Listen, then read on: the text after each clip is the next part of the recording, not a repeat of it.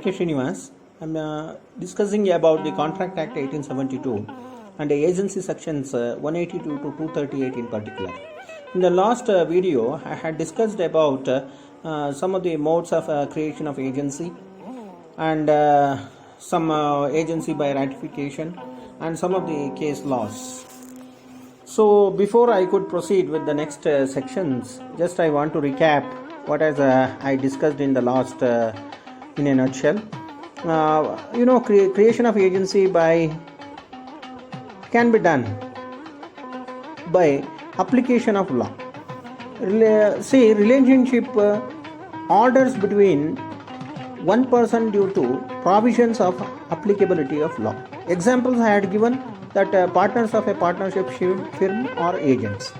Now, so far as the second category of agents creation, that is express agreement, section 187. Agent appointed by words of mouth or by an agreement in writing. Power of attorney in the form of written consent.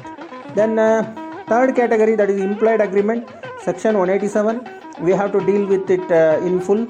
And there are two types of agency creation: agency by estoppel and agency by holding out.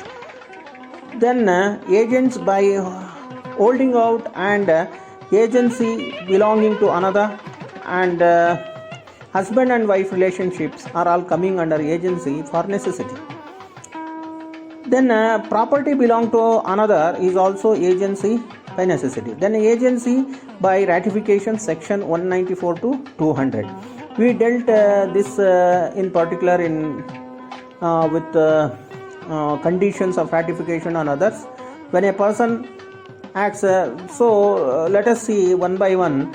Agency by implied agreement I want to discuss a little bit, which was dealt in my previous video. Agency by estoppel, agency by holding out, and agency by necessity again comes under three categories, that is agency by emergency, section 189, and property belonging to another, then husband and wife relationship. Here we had discussed in depth what are all the prerequisites for an emergency agents by emergency. Particularly one should possess with the permission of a principal, one agent should possess the agreement, then only he can go ahead with agency by emergency, and utmost due care should be taken as an ordinary prudent man. Then husband and wife, there is a bondage of getting agency for bare necessities.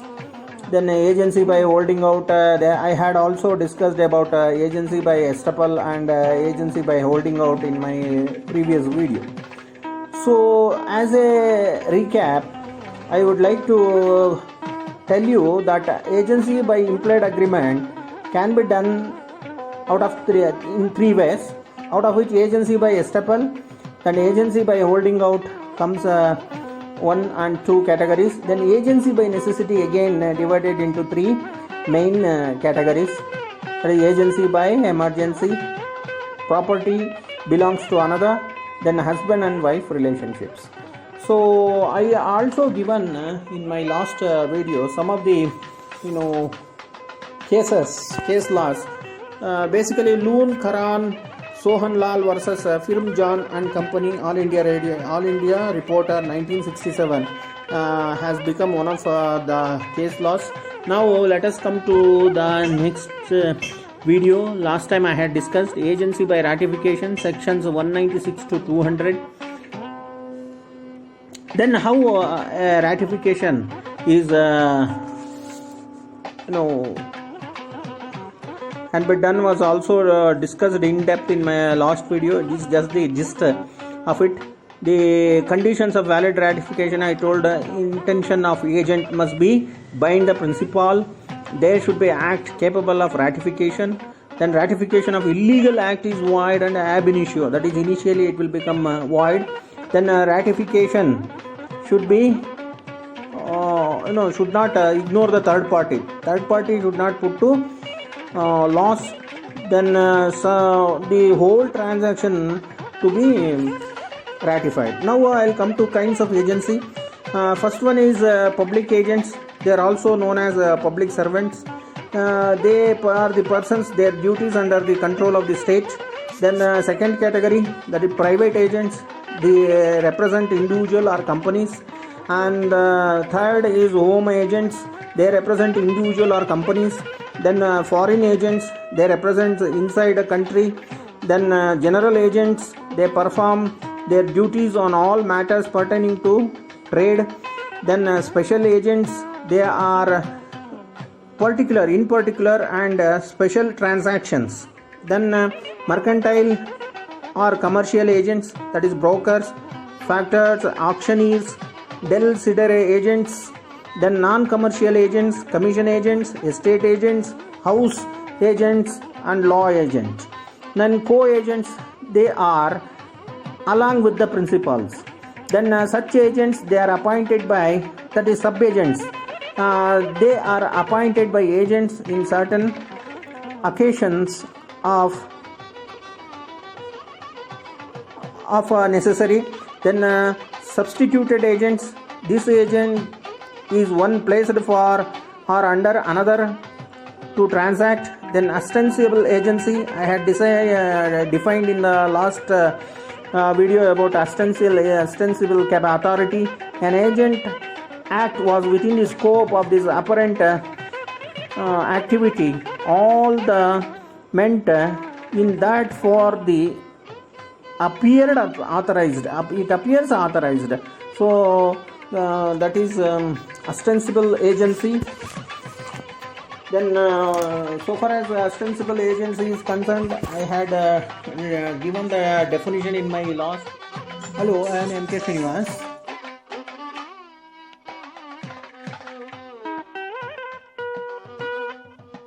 Now I had also given one case law which is hashtagged, that is Vatayu versus Fenwick 1893 1 QB 346. Brief facts of the case it is a leading case of ostensible agency or apparent authority. The defendants A were in the real owners of the shop.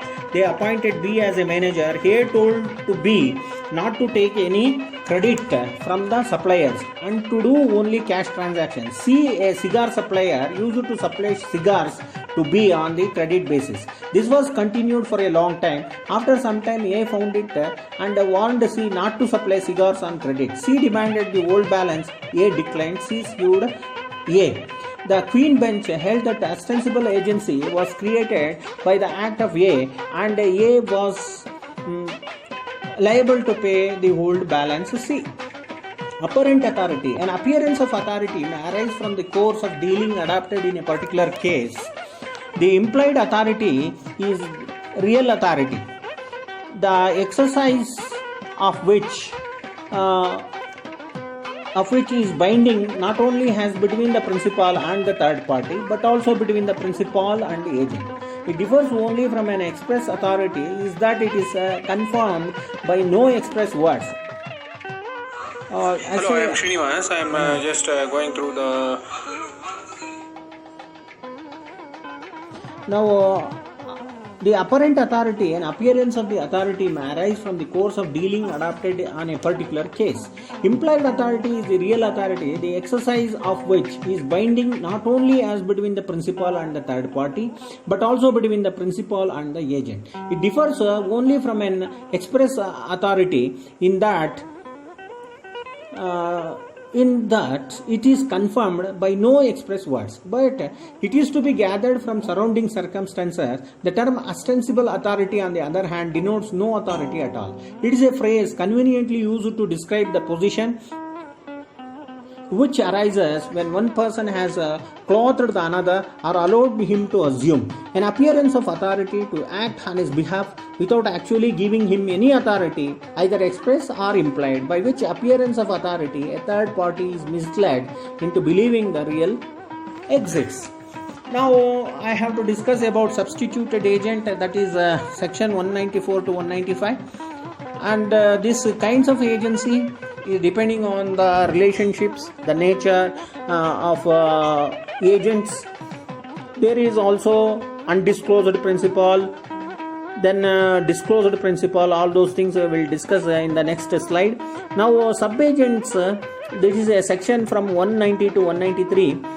Section 191, persons employed and acting under the control of original agent, they are sub-agents. Now when an agent cannot delegate, that section is 190, cannot lawfully employ another to perform acts which he has expressly or impliedly undertaken, because agent is a delegatee, and delegatee cannot further delegate. So it is under a maxim, delegatus non potest delegere. Then exceptions, permission from a principal can be obtained. Then work is clerical, then we can appoint this type of agency. Then customs of trade provide for unknown emergency circumstances.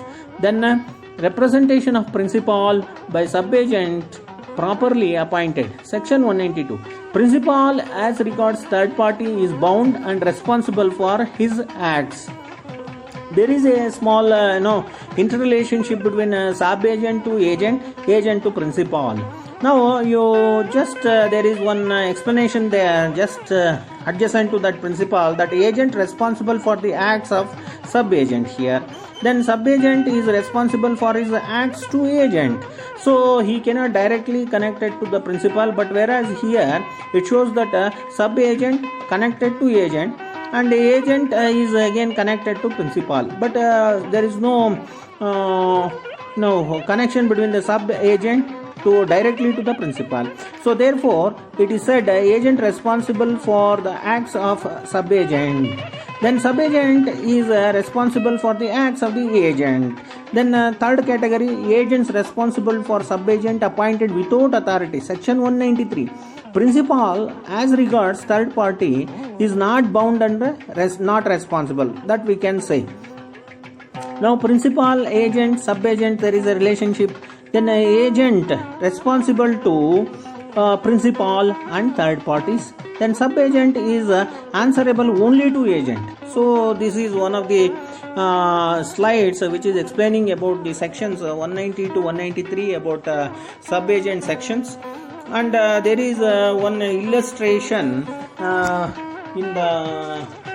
in this aspect, that is A directs B to his solicitor to sell estate by auction and to employ an auctioneer for the purpose. B names C, an auctioneer, to conduct the sales, and C is not sub-agent but A's agent for the conduct of sale. A authorizes B, there is one more illustration. A authorizes B, a merchant in Calcutta,